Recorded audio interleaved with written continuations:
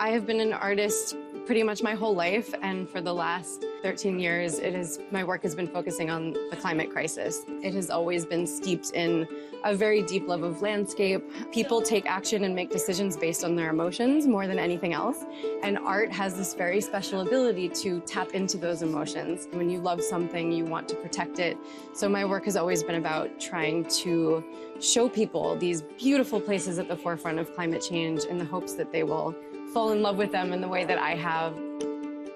This is a soft pastel drawing on paper. It's often confused for photographs, so I like to just say that right off the bat. Soft pastel, it's basically like charcoal, but it's colors.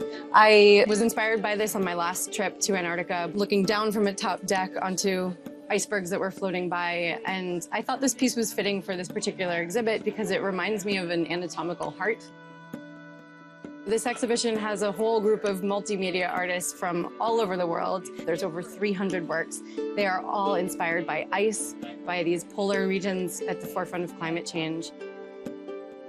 Marissa Scher has been working on these really stunning spheres. She will create little sculptures and make them spin in space. It harkens to what is happening to our planet, this climate emergency, and kind of imagines what it might be like after all of us are gone.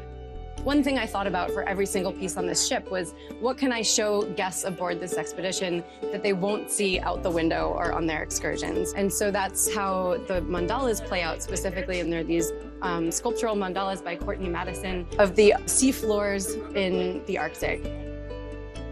This piece we have in the lounge here is a sculpture by an artist named John Grady, who's from Seattle.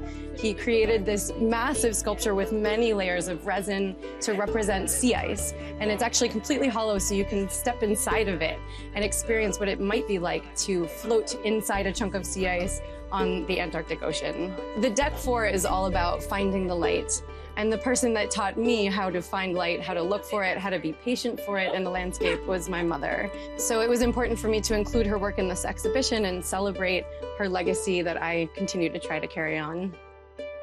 Artists play a really critical role in helping to communicate these very complex issues that are involved with the climate emergency.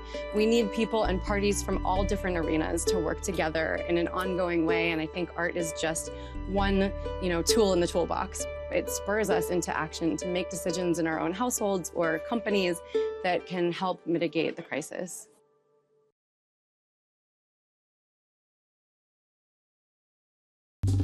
Well, hey there, GMA fans. Robin Roberts here. Thanks for checking out our YouTube channel. Lots of great stuff here. So go on, click the subscribe button right over here to get more of awesome videos and content from GMA every day, anytime.